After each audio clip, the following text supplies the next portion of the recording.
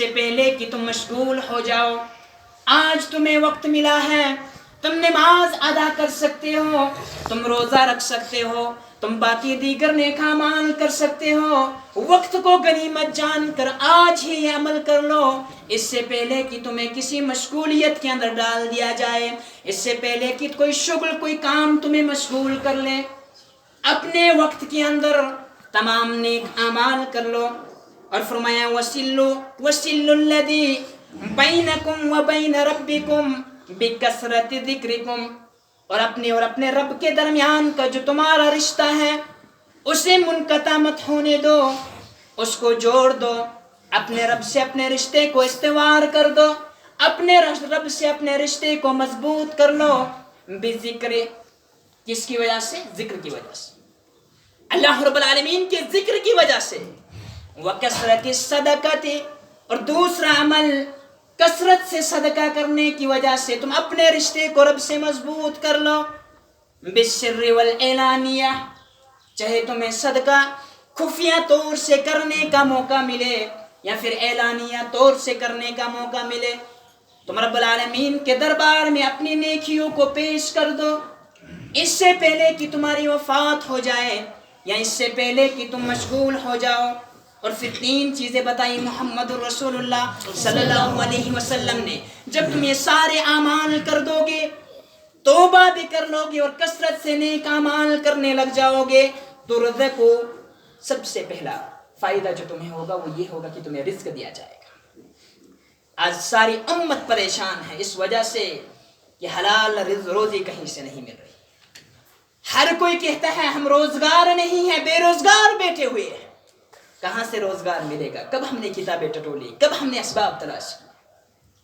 کون بتائے گا یہ اسباب؟ آج سے 1400 برس پہلے محمد الرسول اللہ صلی اللہ علیہ وسلم سب بیان کر کے گئے ہیں۔ اللہ رب العالمین سے اپنے رشتے کو مضبوط کر لو، تمہیں رزق دیا جائے گا، تمہیں رزق دیا جائے گا، تمہیں روزگار دیا جائے گا۔ وَمَن يَتَّقِ اللَّهَ يَخْرِجْ لَهُ، جو بھی اللہ رب العالمین سے ڈرتا ہے اللہ اس کے لیے رزق کے دروازے کھول دیتا ہے، اس کی روزی کو کشادہ کر دیتا ہے۔ وَتُنْصَرُوا، آج ہمارا یہ ماننا ہے اور حقیقت بھی ہے کہ ہم مظلوم ہیں، ہم پہ ظلم ہو رہا ہے، ہماری مدد کرنے کے لیے کوئی تیار نہیں ہے، لیکن اللہ کے نبی صلی اللہ علیہ وسلم نے فرمایا، جہاں پہ معاذ ابن جبل سے بھی کہا تھا، بار بار میں آپ کے سامنے حدیث کے ٹکڑے رکھتا ہوں، اِذَا سَأَلْتَ فَاسْأَلِ اللَّهَ وَإِذَا اسْتَعَنْتَ فَاسْتَعِنْ بِاللَّهِ، جب اب مدد مانگنی ہو تو اللہ سے مت مانگنا، مدد مانگنی ہو تو اللہ سے مدد مانگنا، کیسے اللہ کی مدد آئے گی؟ رب سے رشتے کو مضبوط کر لو، تنصرو، تمہاری مدد کر دی جائے گی، تمہیں مدد کر دی جائے گی۔ وَتَجْبِرُوا، اور تمہاری حالات کو درست کر دیا جائے گا، تمہارے ماحول کو درست کر دیا جائے گا۔ 3 یہ انعام ہے۔ لیکن ہم نے کب اللہ سے مدد مانگی؟ ہم نے کب اللہ سے دعائیں کی؟ حالات جتنی بھی خستہ ہو لیکن مسلمان پھر بھی رب سے دور ہو رہا ہے، پھر بھی رب سے دور ہو رہا ہے۔ آپ نے اگر مطالعہ کیا ہوتا، آپ دیکھیے لطائف المعارف کے اندر حافظ ابن رجب رحمۃ اللہ علیہ کہتے ہیں، احرام کاموں سے باز نہ آنے والے نوجوان، احرام کاموں سے باز نہ آنے والے بزرگ، احرام کاموں سے باز نہ آنے والے انسان، اے وہ شخص جو کسی بھی مہینے کے اندر رب العالمین کے قریب نہیں آتا، حرمت کے مہینوں میں بھی حرام کاموں سے باز نہ آنے والے، دیگر مہینوں میں بھی حرام کاموں سے باز نہ آنے والے، اے نیکیوں میں پیچھے رہنے والے، اے اذان کے وقت میں اپنے دوستوں کے ساتھ گپوں میں مشغول ہونے والے، اے اذان کے وقت میں حرام کاموں کا ارتکاب کرنے والے، چاہے بزرگ ہو، نوجوان ہو، عورت ہو، مرد ہو، اے وہ شخص جس کی زندگی کا ہر دن پچھلے دن سے بدتر ہے، اگلے دن کم گناہ کیے تھے، دوسرے دن اس سے بھی زیادہ گناہ کیے، جس کی زندگی کا ہر دن پہلے دن سے بدتر ہے، اس نیند سے کب جاگو گے؟ اس نیند سے کب جاگو گے؟ ان گناہوں سے کب توبہ کرو گے؟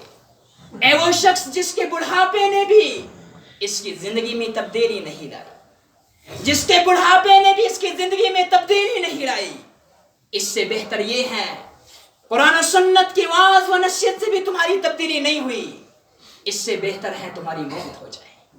موت تمہارے لیے بہتر ہے اگر اس قسم کی زندگی تم بسر کرتے ہو۔ کتاب موسوعۃ القصص کے اندر مولانا مشتاق احمد ویری صاحب کا ایک خطبہ سن رہا تھا۔ اللہ رب العالمین ہمارے علماء کرام کی حفاظت فرمائے، آمین۔ دعا کے بارے میں ان کا ایک خطاب ہے، اس میں ایک کتاب کا انہوں نے حوالہ دیا، موسوعۃ القصص عربی زبان کے اندر کتاب ہے۔ میں نے کافی کوشش کی اس کتاب کو ڈاؤن لوڈ کروں، لیکن ابھی تک نہیں کر سکا۔ پھر انٹرنیٹ پہ واقعہ سرچ کیا، واقعہ تلاش کیا، ریاض کے اندر، اور لوگوں اخلاص کے ساتھ اللہ سے دعا مانگو۔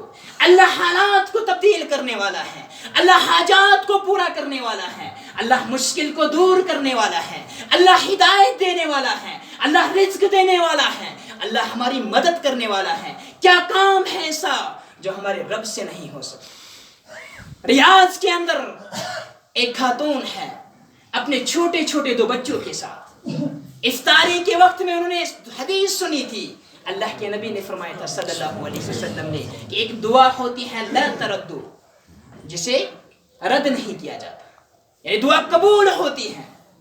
وہ عورت اپنے ہاتھوں کو بلند کرتی ہیں، اپنے چھوٹے چھوٹے بچوں کو قریب کر کے، اپنے چھوٹے چھوٹے بچوں کو قریب کر کے کہتی ہیں ابھی تو تم بات بھی صحیح سے نہیں کر سکتے، تمہاری زبان کی بھی ابھی فراوانی نہیں ہے، تم توتلی زبان میں باتیں کر رہے ہو، لیکن میرے بچوں میں اپنے رب سے مانگتی ہوں تم میری دعا پر اپنی توتلی زبان میں آمین کہہ دینا، اپنی توتلی زبان میں آمین کہہ دینا۔ ان کا شوہر بھی وہاں پہ موجود تھا۔ ماں نے اپنے ہاتھوں کو بلند کیا، اللہ رب العالمین سے اخلاص سے مانگا، خالص رب العالمین سے خالص نیت کر کے اخلاص کے ساتھ مانگا۔ اللہ سے دعا کرتی ہیں، غریب گھرانے کی عورت ہے، ایک حجرہ بھی میسر نہیں، لیکن اللہ رب العالمین سے ہاتھوں کو بلند کر کے دعا کر رہی ہیں، اے الہ العالمین ہم تو اگرچہ غریب ہیں، ہم تو اگرچہ گرے ہوئے ہیں، لیکن تو ہی تو ایک ذات ہے جو گرے ہوئے لوگوں کو بھی بلندی عطا کرنے والا ہے، جو بلند پایا کے لوگوں کو بھی زمین کے نیچے دھسانے والا ہے۔ ہم بھی اعتراف کرتے ہیں، اللہم لا مانع لما آتیت ولا معطی لما منعت، اے اللہ جسے تو عطا کر دے کوئی اس سے چھیننے والا نہیں ہے، اور جس سے تو چھین لے کوئی بھی اس کو عطا کرنے والا نہیں ہے۔ فرعون بھی تو ایک بہت بڑا بادشاہ تھا، اس کی بادشاہت کا کون انکار کر رہا تھا اس وقت، لیکن اللہ نے جب چھیننی چاہی اس سے بادشاہت تو پانی میں غرق کر دیا اور عبرت اور نشانہ بنا دیا آج تک قیامت تک کے آنے والے لوگوں کے لیے۔ اپنے رب سے دعا کر رہی ہیں، بچے بھی توتلی زبان میں آمین کہہ رہے ہیں۔ ان کے جو شوہر وہاں پہ موجود تھے انہیں ہنسی آ گئی، فرمایا دعا تو کرنے جا رہی ہو، کچھ اور رب سے مانگ لو، یہ کیسی دعا کر رہی ہو جس کا امکان بھی نہیں ہے۔ لیکن عورت نے جواب دیا میں نے محمد الرسول اللہ صلی اللہ علیہ وسلم کا فرمان سنا ہے، کائنات کی ساری کائنات بھی جھوٹی ہو سکتی ہے لیکن محمد الرسول اللہ صلی اللہ علیہ وسلم کی زبان اطہر سے نکلا ہوا جملہ جھوٹا نہیں ہو سکتا۔ میں دعا کر رہی ہوں اخلاص کے ساتھ، مجھے امید ہے، پورا اللہ پہ بھروسہ ہے، پوری امید ہے کہ رب مجھے عالی شان مکان عطا کرے گا۔ دعا میں یہ بھی الفاظ تھے، اللہ مجھے ایسا مکان عطا کر جس کے نیچے نہریں بہ رہی ہیں۔ جیسے اللہ رب العالمین نے جنت کے متعلق بہت ساری جگہوں پہ تذکرہ کیا ہے کہ ایسے محلات ہوں گے جن کے نیچے تجری من تحتها الانہار، جن کے نیچے نہریں بہ رہی ہوں گی۔ یہ خاتون ہے، رب سے رشتہ اتنا مضبوط ہے اور پر امیدی کے ساتھ اللہ سے دعا مانگ رہی ہیں، ایک جھوپڑے میں رہنے والی، یہ اللہ مجھے ایسی محل عطا کر دے، ہمیں دنیا کے اندر ہی ایسی محل عطا کر دے کہ جس کے نیچے نہریں بہ رہی ہیں۔ بہرحال ان کے شوہر چند دنوں بعد یا اسی دن نماز میں مسجد میں نماز پڑھنے کے لیے جا رہے ہیں، نماز ظہر ادا کی، وہاں سے باہر نکلے، باہر ایک شخص انتظار کر رہا ہے، ایک شخص انتظار کر رہا ہے، موسوعۃ القصص گواہ ہے، اٹھاؤ کھول کے دیکھ لو، باہر انتظار کر رہا ہے۔ मुलाकात की, सलाम व कलाम के बाद फरमाया किस मकसद से यहाँ पे खड़े हो? मैं इंतज़ार कर रहा था। अल्लाह ने मुझे माल व दौलत से नवाजा है, अल्लाह ने मुझ पर अपना रहम व करम किया है, मुझे अपने इनाम से नवाजा है। आज मैंने ये इरादा किया था कि नमाज ज़ोहर के बाद सबसे आखिर में जो शख्स आएगा मुझसे मुलाकात करेगा, मेरा एक बहुत बड़ा महल है, उसका आधा हिस्सा मुझे अपना है और आधा मैंने अपने वालिद के लिए रखा हुआ है। मैंने ये इरादा किया था कि जो भी शख्स मुझे आखिर में मिलेगा उसे वो मैं महल अता कर दूंगा। फरमाया जब तक मेरा वालिद जिंदा है तब तक आधा महल उसके लिए, जब उसकी वफात हो जाएगी फिर पूरा का पूरा महल आपके लिए। ये शख्स हैरान हो गया, इसका यकीन बढ़ गया। घर में आया, अपनी अहलिया से तज़किरा किया, आपने अल्लाह से दुआ मांगी थी, अल्लाह ने महल दे दिया, अल्लाह ने महल दे दिया। लेकिन बात ये है, आलीशान महल तो हमें मिल गया, लेकिन आपकी दुआ में ये अल्फाज भी थे कि अल्लाह हमें ऐसा महल अता फरमा जिस महल के नीचे से नहरें बह रही हो, लेकिन नहरें तो नहीं बह रही हैं। औरत ने कहा मैंने अपने रब से मांगा है, मुझे उम्मीद है अगर आज मुझे आलीशान महल मिल चुका है, मैंने अपने रब से दुआ की है कि इसके नीचे से नहरें भी बहेंगी। वक्त के आलिम के पास ये शख्स जाता है और सवाल करता है, उससे सवाल करता है कि आप मुझे बताए कि मेरी ज़ौजाए मुहतरमा ने या मेरी अहलिया ने अल्लाह से दुआ की थी, अल्लाह मुझे ऐसा महल दे जिसके नीचे से नहरें बह रही हो। हमें महल तो मिल गया, ये नहरें क्यों नहीं बह रही हैं? आलिम भी आलिम होता है।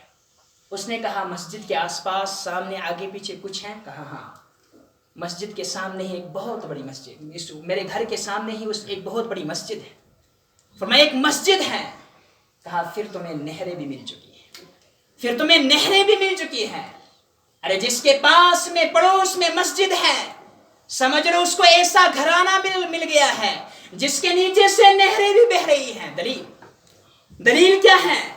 फरमाया अल्लाह के नबी सल्लल्लाहु अलैहि वसल्लम का फरमान है, अल्लाह के नबी सल्लल्लाहु अलैहि वसल्लम का फरमान है कि रसूल अकरम सल्लल्लाहु अलैहि वसल्लम ने फरमाया कि अराइता, क्या तुमने नहीं देखा कि तुम में से कोई एक शख्स है जिसके सामने से नहरें बह रही हो, जिसके सामने से दरिया बह रहा है और उस दरिया के अंदर वो दिन में 5 मरतबा गुस्ल करता है, अपने आप को नहलाता है, अपने आप को धुलाता है। हल यबका मिन दरनिही शैउन, क्या उसके जिस्म में कोई मेल कुचेल बाकी रह सकता है? तो तमाम सहाबा ने जवाब दिया एक ज़बान होकर, या रसूलुल्लाह सल्लल्लाहु अलैहि वसल्लम ला यबका मिन दरनिही शैउन, उसकी जिस्म में कोई भी मेल बाकी नहीं रह सकता। फरमाया ये मिसाल है नमाज की। जब तुम नमाज 5 वक्त की अदा करोगे, ये 5 वक्त की नमाज अदा करना, दिन में 5 मरतबा अपने आप को पाक करना है, 5 मरतबा दिन में अपने आप को पाक करना है। और जिसने अपने आप को दिन में 5 मरतबा पाक कर लिया, उसके जिस्म में उसको जो है उसके जिस्म में कोई भी मेल कुचेल बाकी नहीं रह सकता, उसके नामाए अमाल में भी इसी तरह से कोई गुनाह बाकी नहीं रह सकता। आलिम ने जवाब दिया कि आपके घर के नज़दीक जो मस्जिद है, उस मस्जिद में आप 5 वक्त की नमाज अदा करेंगे, गोया कि तुम्हारे घर के नीचे से नहरें बह रही हैं जो तुम्हारे गुनाहों को धुल रही है। लेकिन यारो, अफसोस है आज के माशरे पर, अफसोस है इस वक्त के घरानों पर। मस्जिद तो हमने अपने करीब में बना ली है, लेकिन आज तक बेनमाज़ी नहीं बन सके, आज तक बेनमाज़ी नहीं बन सके। मैं बार बार आपके सामने बयान करता हूँ, नमाज न पढ़ना ये बहुत बड़ा गुनाह है। कई दफा मैंने तज़किरा किया है, शराब पीने से भी बड़ा गुनाह, चोरी करने से भी बड़ा गुनाह, बदकारी करने से भी बड़ा गुनाह है कि नमाज न पढ़ना, नमाज न पढ़ना। मेरे साथियों, जो वारिस यहाँ पे बैठे हुए हैं, अपने बच्चों को कैसे घरों में बर्दाश्त करते हो? अपने बच्चों को कैसे घरों में बर्दाश्त करते हो? जबकि वो नमाज पढ़ने वाले नहीं है, वो नमाज को अदा करने वाले नहीं है। ऐसी हालत में भी अपने बच्चों को घर में बर्दाश्त कर रहे हैं। गांव के अंदर एक शख्स के मुतालिक अगर खबर फैल गई कि वो शराब का आदी है, پورے گاؤں کے رہنے والے عورتیں مرد نوجوان سب تعجب کی نگاہ سے اسے دیکھتے. وہ شراب پی رہا ہے, بہت بڑی غلطی کر رہا ہے. بالکل صحیح, شراب پینا بھی ایک بہت بڑی برائی ہے, برائی کبیرہ ہے. اللہ کے نبی نے صلی اللہ علیہ وسلم نے جو 3 قسم کے اشخاص بے شمار حدیث کے اندر ذکر کیے ہیں, الگ الگ 3 قسم کے اشخاص بیان کیے ہیں, جنہیں قیامت کے روز اللہ رب العالمین اپنی نگاہ سے نہیں دیکھے گا, نظر رحمت سے نہیں دیکھے گا, جن پر جنت کو حرام کر دیا گیا ہے, جن کا ٹھکانہ لازمی جہنم ہے, وہ بدبخت ہیں. ان میں سے ایک ہے مدمن الخمر, جو شراب کا عادی ہے, وہ جہنم میں جائے گا. لیکن نماز نہ پڑھنے والا اس سے بھی بڑا مجرم ہے. بتاؤ اس کا ٹھکانہ کیا, اس کا ٹھکانہ کیا ہوگا؟ اللہ رب العالمین کی پکار سے منہ موڑ لینا, رب کی آیتوں سے انکار کر لینا, اللہ کے دین سے انحراف کر لینا. گاؤں کے اندر ایک شرابی کو برداشت نہیں کر سکتے, اور کرنا بھی نہیں چاہیے, کرنا بھی نہیں چاہیے. اگر کسی کے متعلق بات آ گئی کہ بدکار ہے, سارے لوگ بری نگاہ سے اسے دیکھیں گے, اور دیکھنا بھی چاہیے. برائیوں کو ایسا ہی دیکھنا چاہیے. لیکن یارو, برائیوں کے بھی درجے ہیں. بے نمازی کو اس نگاہ سے کیوں نہیں دیکھتے؟ بے نمازی کو اس نگاہ سے کیوں نہیں دیکھتے؟ ہمارے گھر کے اندر دن میں 5 مرتبہ رب کی الوہیت سے, رب کی وحدانیت سے انکار کرنے والے ہمارے گھروں میں سوئے ہوئے ہیں, ہمارے گھروں میں بیٹھے ہوئے ہیں, ہمارے گھروں کی زینت بنے ہوئے ہیں, لیکن ہمیں پرواہ تک نہیں ہے, ہمیں پرواہ تک نہیں ہے. اللہ کی طرف سے عذاب نہیں آئے گا تو پھر کیا ہوگا؟ اللہ کی طرف سے عذاب نہیں آئے تو پھر کیا ہوگا؟ یہ دلوں کا سخت ہو جانا ہے, یہ سبب ہے, یہ دلوں کا سخت ہو جانا. جب دل سخت ہو جاتے ہیں تو یہی وجہ ہوتی ہے. اور دلوں کا سخت ہونا بھی اللہ کی طرف سے ایک بہت بڑا عذاب ہے. جیسے کہ مالک ابن دینار کا قول ابھی میں نے آپ کے سامنے پیش کیا, ما ضرب عبد بعقوبۃ اعظم من قسوۃ القلب. دنیا کے اندر رب جب اپنے بندوں کو عذاب دینا چاہتا ہے تو سب سے بڑی سزا یہ ہے کہ دل سخت ہو جائے. سب سے بڑی سزا یہ ہے کہ دل سخت ہو جائے. جب ہمارے دل سخت ہو جائیں گے, قرآن بھی اثر نہیں کرتا, نصیحت بھی اثر نہیں کرتی, دعائیں بھی اثر نہیں کرتی, رونا بھی اثر نہیں کرتا. جس دل پر قرآن بھی اثر نہ کرے, اسے اپنے دل پر, اپنے قلب پر افسوس کرنا چاہیے, اپنے قلب پر افسوس کرنا چاہیے. معاشرہ ہمارا تبھی سدھر سکتا ہے, معاشرہ ہمارا تبھی بن سکتا ہے جب میرے معاشرے کا ہر فرد ذمہ دار ہو, اسے اپنی ذمہ داری کا احساس ہو, وہ اپنے رب کو پہچان لے, وہ اپنے رب سے رشتے کو مضبوط کر لے. جیسے کہ امام ابن قیم کہتے ہیں رحمت اللہ علیہ, امام ابن قیم کہتے ہیں رحمت اللہ علیہ, دنیا کی سختیوں کے لیے توحید سے بڑھ کر کوئی علاج نہیں ہے. اگر دنیا کے اندر کسی کو سختیاں ہو رہی ہیں, کوئی پریشان ہے, اس کی پریشانیوں کے لیے سب سے بڑا علاج ہے کہ وہ توحید پرست بن جائے. توحید سے بڑھ کر کوئی علاج نہیں ہے. تھوڑا نزدیک ہو جائے پیچھے سے آنے والوں کو تاکہ نماز پڑھنے کا موقع مل جائے. ساتھ میں لائبریری کا دروازہ بھی کھولا ہے, آپ وہاں پہ بھی جا سکتے ہیں, 5-10 بندے وہاں بھی آ سکتے ہیں. تو بہرحال بیان کر رہا تھا, امام ابن قیم رحمۃ اللہ علیہ کہتے ہیں دنیا کی سختیوں کے لیے توحید سے بڑھ کر کوئی علاج نہیں ہے. اس لیے کہ غم کے وقت میں پڑھی جانے والی دعا بھی توحید پر مبنی ہے. حضرت یونس علیہ السلام غم کے اندر, یونس علیہ السلام کو غم نے گھیر لیا ہے, اور غم کی وجہ سے ایسا غم ہے کہ 3 تاریکیوں کے اندر ہے.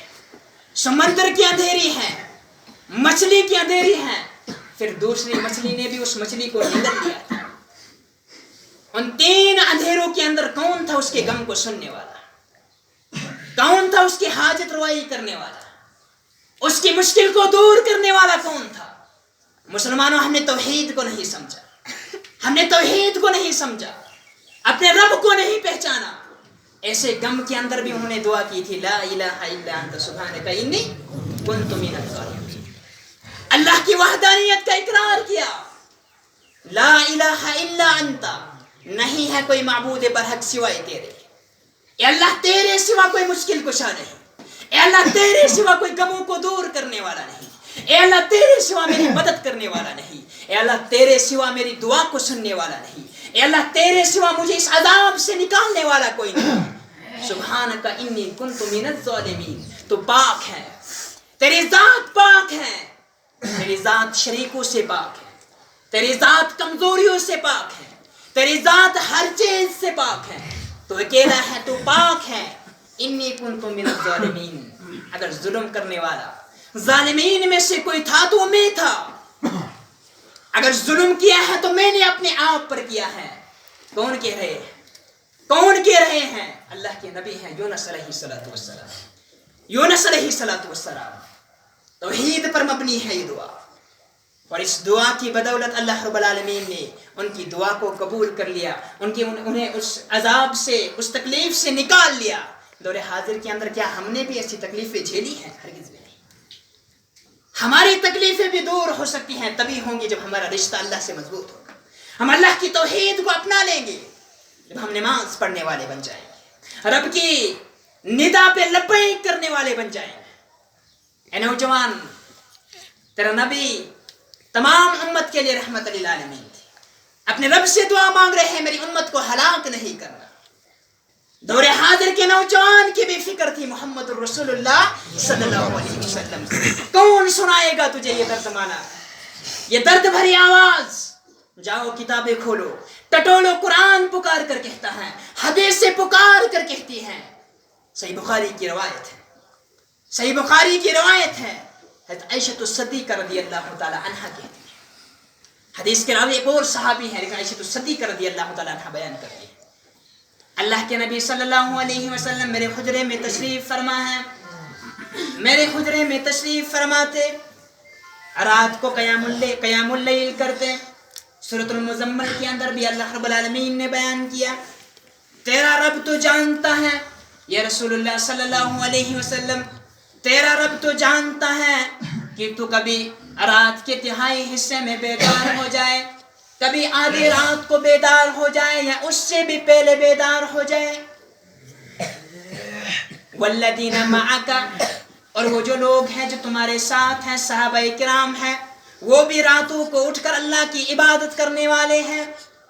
عائشہ صدیقہ کہتی ہے رضی اللہ تعالی عنہ، محمد رسول اللہ صلی اللہ علیہ وسلم میرے حجرے کے اندر ہے، رات کی تاریکی میں جو اللہ رب العالمین کے دربار میں عبادت کے لیے کھڑے ہو جاتے، تہجد کے لیے کھڑے ہو جاتے، اتنے لمبے قرات کرتے، اتنے لمبے سجدے اور اتنے لمبے رکوع ہوتے۔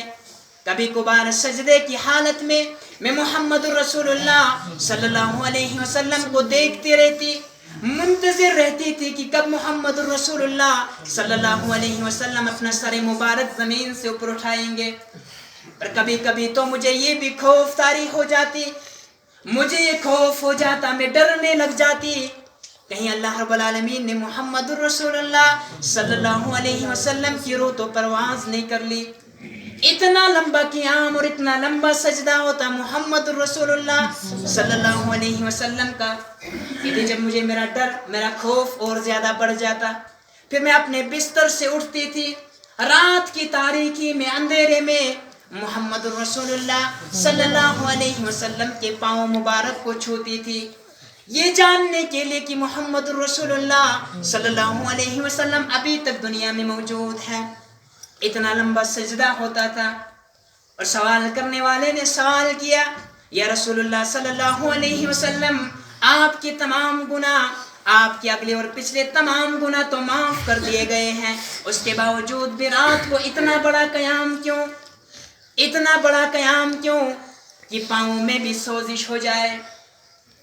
آج تو ہمیں فرصت بھی نہیں فجر کی نماز پڑھنے کی، ظہر کی نماز میں بھی ہم موبائل کا پیچھا نہیں چھوڑتے، عصر کی نماز میں بھی ہم اپنے کاموں کو نہیں روکتے، مغرب کی نماز میں بھی ہم مسجد کے اندر نہیں دکھتے، عشاء کی نماز میں بھی گنے چنے آدمی مسجد میں ہوتے ہیں۔ یہاں تو محمد رسول اللہ صلی اللہ علیہ وسلم ہے جس کے تمام گناہوں کو معاف کر دیا گیا ہے۔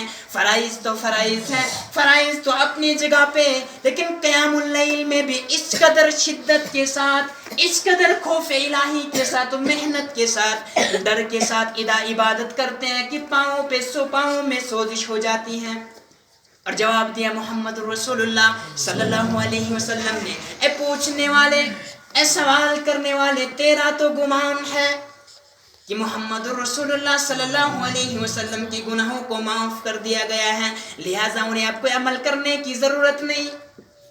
لیکن اگر دور حاضر کے مسلمان کے اندر، دور حاضر کے انسان کے اندر اگر یہ سوال پیدا ہوتا ہے، خیر تو خیر محمد رسول اللہ صلی اللہ علیہ وسلم کے گناہوں کی تو مغفرت ہو گئی ہے، لیکن ہم تو دن اور رات میں، دن کے اجالے میں بھی اور رات کی تاریکی میں بھی اللہ رب العالمین کے فرمان سے دور ہیں، رب العالمین کے جو رب العالمین سے اپنے آپ کو دور کرنے والے ہیں، ظلمت کے اندر ہیں، گناہوں کے اندر ملوث ہیں، حرام کاموں کا ارتکاب کرنے والے ہیں، پھر بھی ہمیں ایک وقت کی نماز پڑھنے کی توفیق بھی نصیب نہیں ہوتی، ایک وقت کی نماز پڑھنے کے لیے بھی ہم مسجد کے اندر نہیں آتے۔ اللہ کے نبی نے جواب دیا صلی اللہ علیہ وسلم نے، فرمایا افلا اکون عبدا شکورا، اے سوال کرنے والے، اگر اللہ نے مجھے توفیق دی ہے، میرے سارے گناہوں کو معاف کیا ہے، یہ تو اس کی رحمت ہے، یہ تو اس کا کرم ہے، یہ تو اس کا احسان ہے، تو کیا مجھے اب اس کے بل بوتے پر، اسی وجہ پر، اسی بنا پر اور زیادہ شکر گزار نہیں ہونا چاہیے؟ لیکن میرے نوجوان ساتھیوں، آج ہم کامیاب کیسے ہو سکتے ہیں؟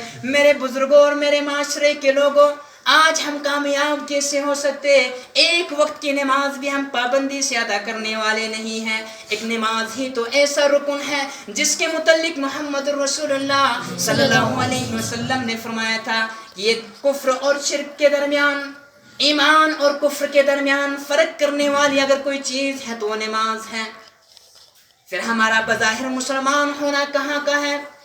اگر ہم نماز نہیں پڑھتے ہیں تو اسلام کے اندر ہمارا کوئی داخلہ نہیں۔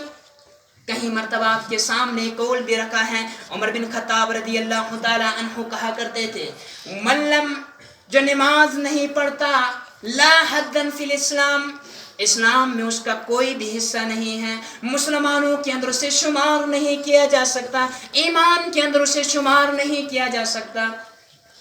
لیکن حالات ایسی ہیں، ہمارے سارے کے سارے گھرانے، اگر گھر کے اندر 10 افراد ہیں، مشکل سے ایک یا 2 آدمی ہوں گے، الا ماشاء اللہ، اللہ رب العالمین نے بہت سارے ایسے گھرانے بھی ہمارے معاشرے کے اندر ہیں جہاں پہ سب کے سب لوگ نماز پڑھتے ہیں، لیکن اکثر گھرانوں کے اندر شاید پابندی سے نماز پڑھنے والا ایک بھی نہیں ہوگا، پھر بھی ہمارا دعویٰ ہے کہ ہم مسلمان ہیں، پھر بھی ہمارا دعویٰ ہے کہ ہم ایمان والے ہیں، پھر بھی ہمارے نعرے ہیں، نہیں معلوم کیا کیا ساری چیزیں بیان کرنے کے قابل نہیں۔